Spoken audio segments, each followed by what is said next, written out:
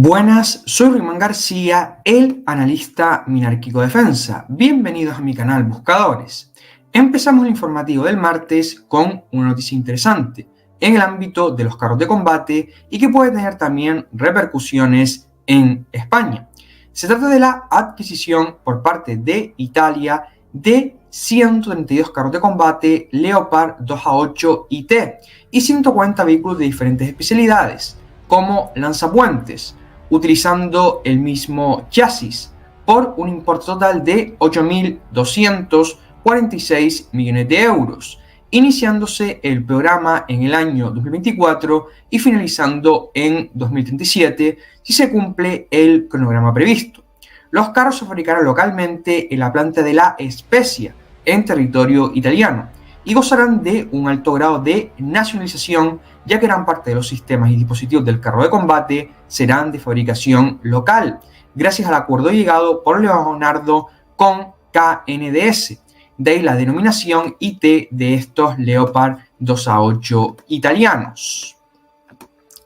Con 132 Leopard 2A8 da para equipar, según las estimaciones de Roma, a 2 regimientos de carros, siendo un buen sustituto para el famoso carro Ariete C1, que no ha tenido el desempeño esperado por los italianos. Además, según los expertos en defensa italianos, los Leopard 2A8 IT en el futuro, gracias al manejo comercial de Leonardo, podrán exportarse a largo plazo a terceros países.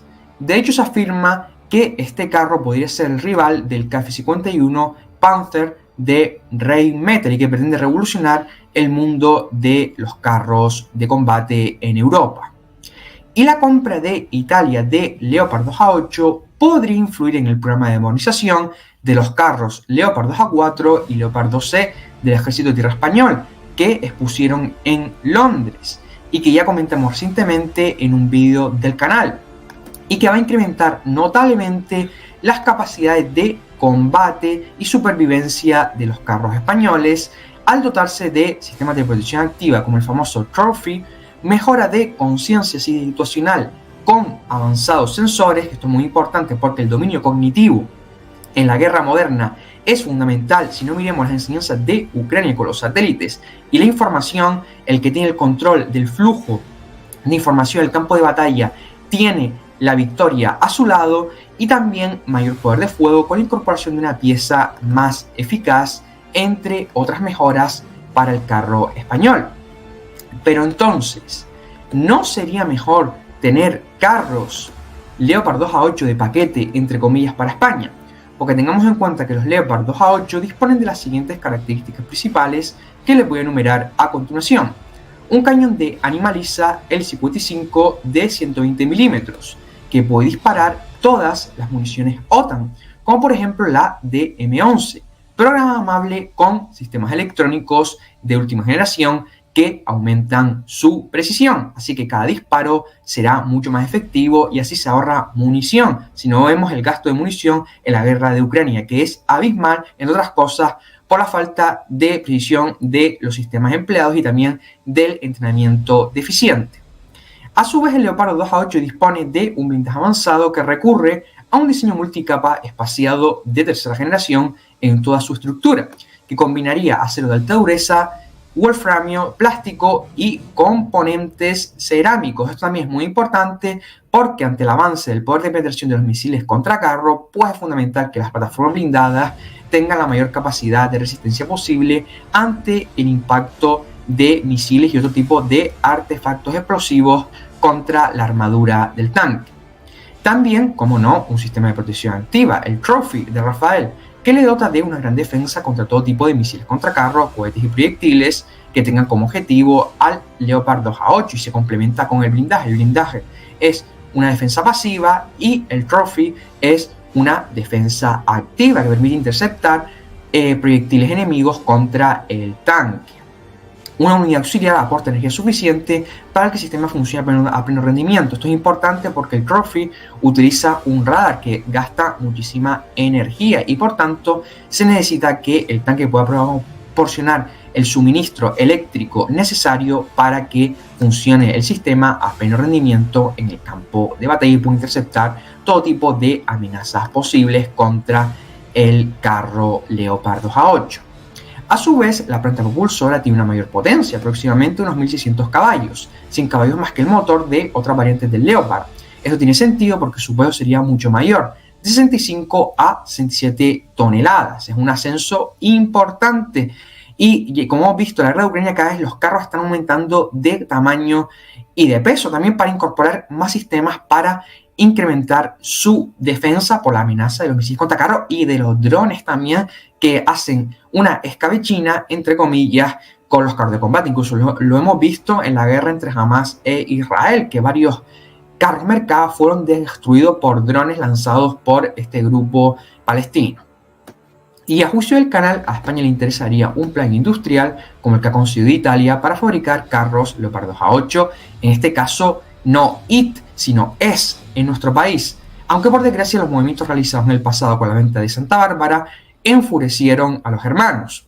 Porque sin duda no saldría más rentable adquirir carros nuevos que hacer apaños entre comillas a los tanques Leopard que poseemos actualmente. Sobre todo porque el sector de defensa español es el que saldría mayor beneficiado. Eso sí, vemos que estos carros Leopard 2A8 tienen dos inconvenientes a juicio del canal tras un análisis que hemos realizado. El primero son los plazos de entrega, que vemos que se van a dilatar mucho en el tiempo.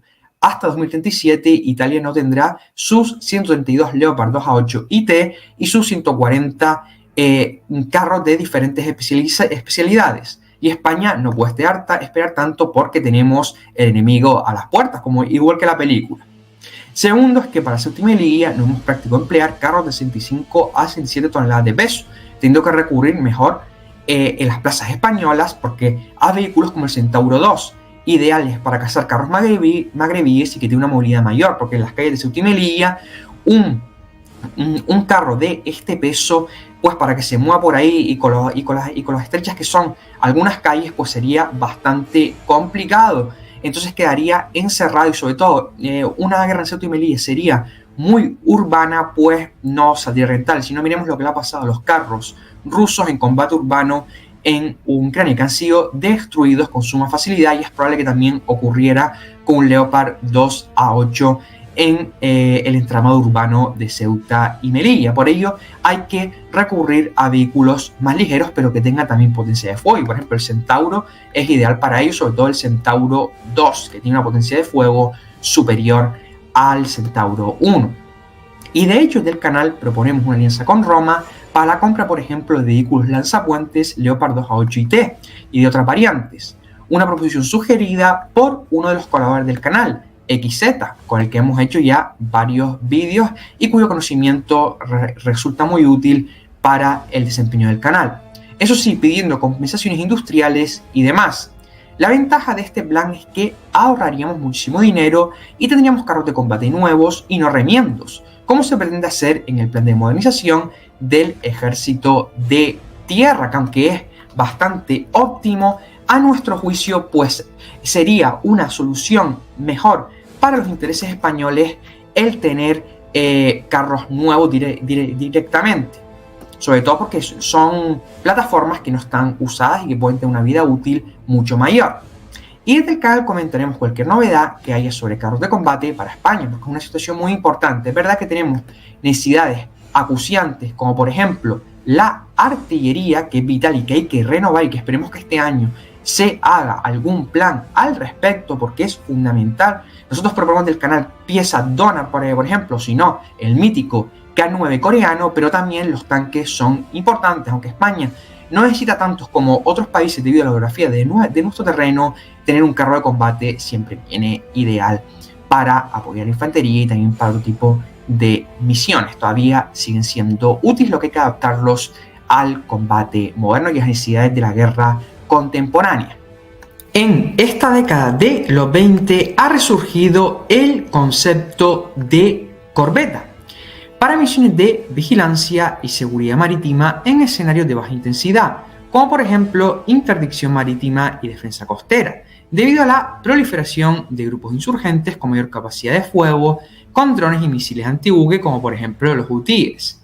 También actores estatales como Argelia están desarrollando las famosas zonas A2AD de denegación de área, que ponen en peligro, gracias al uso de armamento de largo alcance como misiles balísticos y de crucero, a las zonas costeras del adversario, donde se aglutinan gran cantidad de infraestructuras críticas como puertos y plantas regasificadoras, al igual que grandes masas de población que se ven afectadas.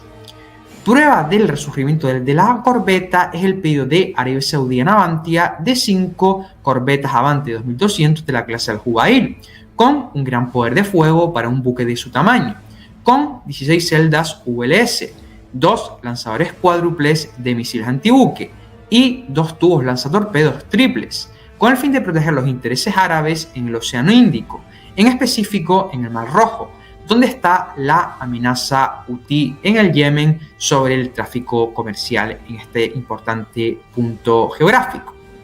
Estas corbetas españolas han despertado la admiración de muchos países, como por ejemplo Filipinas, por su equilibrio de poder de ataque, defensa, costo y versatilidad. Tengamos en cuenta que Manila, por ejemplo, tiene como adversario al gigante chino, y para la defensa de sus aguas territoriales, las corbetas Avanti 2200 serían un activo excelente. Y no digamos de Australia, que tiene también como rival a Pekín, y de hecho el 7 de noviembre de 2023, Navantia Australia, en asociación con Austal y Sipmec, presentó a la Armada Australiana las corbetas denominadas clase Tasman, para aumentar la capacidad de ataque y defensa de las aguas territoriales australianas, con una zona económica exclusiva de aproximadamente 8.505.000 kilómetros cuadrados, una de las más grandes del mundo y es codiciada por países como China y otros actores regionales. Pero ahora, centrándonos en España, ¿por qué nuestra Armada no tiene corbetas? Tengamos en cuenta que nuestro país presenta las condiciones ideales para el uso de estos navíos en nuestra flota de guerra, ya que, en primer lugar, controlamos gran parte del Estrecho de Gibraltar, una vía de paso donde transcurre aproximadamente el 10% del tráfico mundial de mercancías, y objeto de deseo, entre comillas, del vecino meridional y otras naciones, con una anchura de 14,4 kilómetros en su punto más angosto, entre la punta de Tarifa y punta Cires. Zona económica exclusiva de momento, porque está sujeta a ampliación de 1.039.000 kilómetros cuadrados, teniendo el doble de aguas territoriales que Italia, por ejemplo, para que nos hagamos una idea de la extensión de las aguas nacionales. Tenemos problemas con Rabat en Ceuta y Melilla, que son fronterizas con territorio marroquí, y luego Canarias, que está próxima a zonas controladas por Marruecos. De ahí que unas corbetas serían ideales para controlar los movimientos magrebíes y dar una respuesta rápida en zona costera de manera más eficaz que una fragata como las que tiene actualmente la Armada. España se ha dado cuenta de ello, y de ahí el proyecto de corbeta europea junto a Francia, Italia y Grecia, que luce prometedor, pero que, como hemos comentado varias veces en el canal, tiene el serio problema de los plazos de entrega, que se pueden extender hasta 2035. Demasiado tiempo, pero esto es algo típico de los proyectos europeos, que necesitan la conciliación entre las opiniones de muchos socios que suelen apostar por sus industrias nacionales y competir con las del país aliado, como por ejemplo pasa sobre todo en el caso francés. Por ello, del canal proponemos para nuestro país las corbetas de clase Tasman, que tienen los siguientes atributos que les voy a mostrar a continuación y que hemos ofrecido a Australia. Tienen un poderoso armamento compuesto de un lanzador vertical Mk-41 con 16 celdas VLS, capaces de lanzar misiles ESSM y también SM-2. Disponen de un cañón naval de 57 milímetros, aunque podemos modificarlo con uno de 76 milímetros. También un sistema de defensa de punto o Oerlikon Millennium de 35 milímetros, al igual que 2 lanzadores triples de torpedos de 324 milímetros. 2 estaciones de armas remotas de 20 milímetros y también pueden instalarse módulos para lanzamiento de misiles de crucero y antibuque como el famoso NSM, que ha apostado completamente la Armada Española por él debido a su eficacia y su furtividad. Sinergia de un 70% con sistemas de otros buques de Navantia, lo que ayuda a la interoperabilidad con la flota española y también para la logística, que es un aspecto muy fundamental en el arte de la guerra. Buena capacidad de guerra antisubmarina con su sonar Captas 2, ideal para mantener a raya a sumergibles que acechen sobre nuestras costas, que por desgracia son bastantes. Del sonar Captas 2 también hace tiempo comentamos en un video del canal que los bands antisubmarinos que tiene planeado la Armada podrán disponer de este sonar, por lo que tendría compatibilidad también y sinergia entre los bands y las corbetas Tasman para España. Por último, aunque no es lo más deseable, también es un factor positivo que tienen las Tasman y una característica, entre comillas: si se ponen problemas por el tema de dinero para su adquisición, puede fabricarse en conjunto con los australianos en el astillero de Henderson, para reducir costos por efecto de economía de escala, porque serían muchos más buques, tanto para Australia como para España. En conjunto sería un pedido grande, siendo además positivo para mejorar la cooperación en defensa con Australia, generando riqueza en la nación austral y en España también. Y ya dice el dicho que la unión hace la fuerza.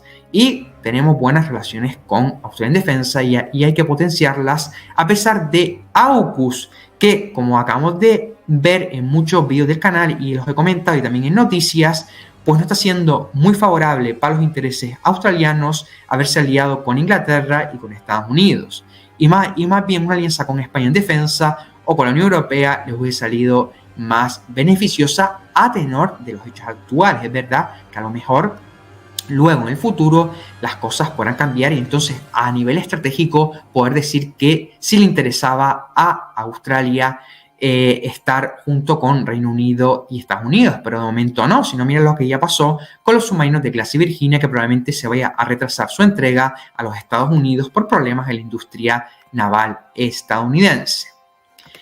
Y el siguiente asunto que vamos a tratar en el informativo de hoy es una noticia que afecta a los intereses españoles, ya que el periódico El Confidencial comentó recientemente que, a tenor de la reciente visita de altos dignatarios del gobierno español a Marruecos, nuestro país había cedido la gestión del espacio aéreo del Sáhara Occidental, actualmente controlado desde las Islas Canarias bajo el nombre de FIR-UIR Canarias, ya que España es la potencia administradora del Sáhara Occidental, según la ONU y las leyes internacionales en vigor. Aclaramos que en el momento de realización de este vídeo todavía no se ha confirmado la veracidad de esta información, pero dando por hecho que es válida, si al final es así, a juicio del canal esta sesión sería un canje a cambio de que Marruecos acepta el establecimiento de aduanas en Ceuta y Melilla, lo que pondría fin a las reclamaciones alauitas de estas ciudades, ya que se reconocería implícitamente su soberanía, ya que las aduanas son entidades gubernamentales encargadas del control del flujo de mercancías y bienes que entran y salen de un país en concreto. También sería una forma de reducir operaciones ilícitas en ambas ciudades y reforzar la españolidad de las ciudades autónomas, siendo un golpe duro para las ambiciones alauitas, eludiendo España los planes del control del estrecho que tienen los alauitas. En ese aspecto es positivo el canje si al final se confirma con Marruecos, pero también tiene sus puntos negativos, la cesión del espacio aéreo del Sáhara Occidental si al final se concreta, que son los siguientes que les voy a enumerar a continuación.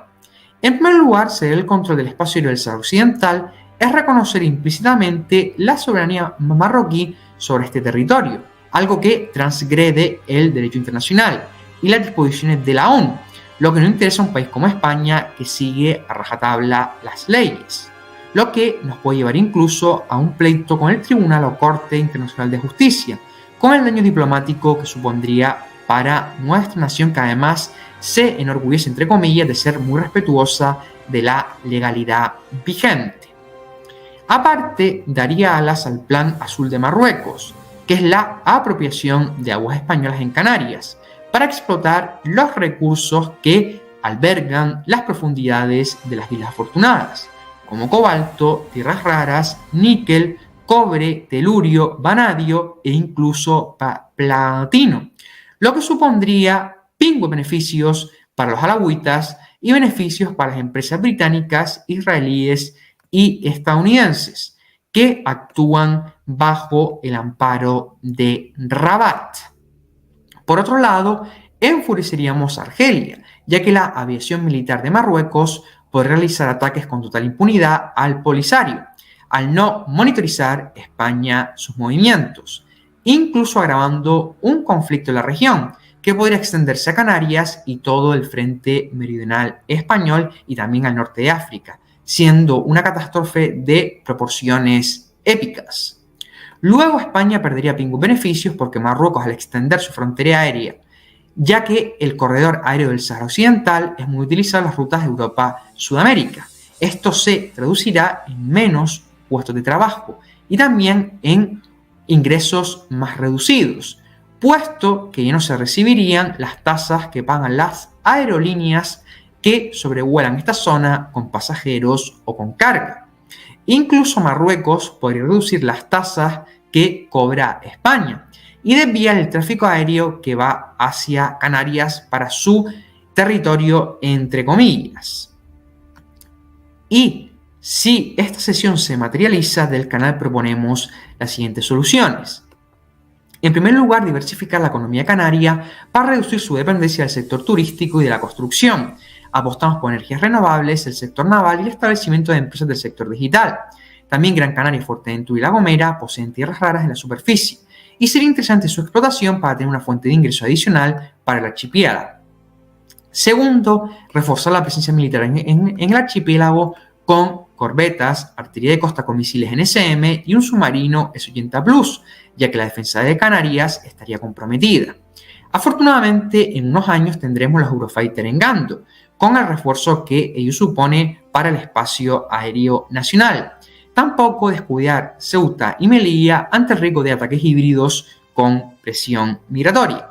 Tercero, defender con firmeza en la ONU el reclamo español de expansión de aguas canarias, para impedir que los meridionales se apoderen del Monte Tropic y así romper el plan rabatí de explotar la riqueza submarina en aguas españolas. Para ello es fundamental tener listos los 2 buques hidrográficos adquiridos a Navantia para defender nuestros derechos, y es fundamental, lo comentan en varios vídeos, que estén listos cuanto antes, porque nos permitirían ganar muchísimas aguas territoriales y defender nuestros espacios marinos de las apetencias de Marruecos o de otros países. Por tanto, aunque no se suele darle importancia que se merece a estos buques porque no tienen un carácter ofensivo, son vitales para la defensa de nuestra nación. Desde el canal iremos informando de cualquier novedad respecto a... Y ahora vamos a otra noticia importante, que es que Indonesia ha encargado a los astilleros Gondang 4 patrulleros costeros. Ya saben que en un anterior video del canal ya comentamos el interés por este país asiático de adquirir buques españoles. Ya en el pasado también Indonesia compra buques a Gondang y también a Freire, otra astillero importante. Pues parece que ahora se ha materializado esta compra de buques de patrulla costera ideales para Indonesia para proteger su zona marítima exclusiva, que es extensa, y también para evitar, por ejemplo, es una forma de proteger sus aguas ante las ambiciones chinas que también pueden extenderse a ese territorio.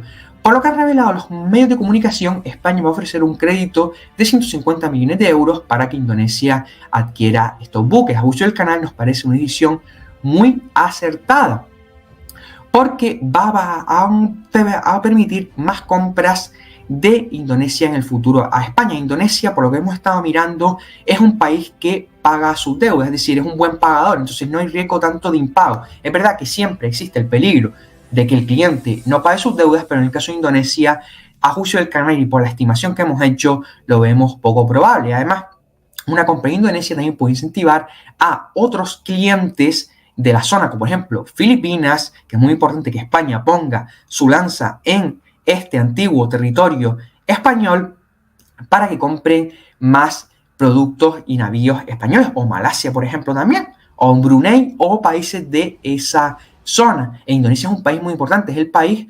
musulmán con mayor población de esta confesión y a medio plazo se va a convertir en una potencia en la zona. Entonces es bueno que tengamos buenas relaciones con ellos. Incluso también pretende encargar a Freire otro buque también. Entonces, creo que es un buque escuela. Si no nos equivocamos, entonces va a ser muy importante porque está haciendo estas compras un efecto tractor.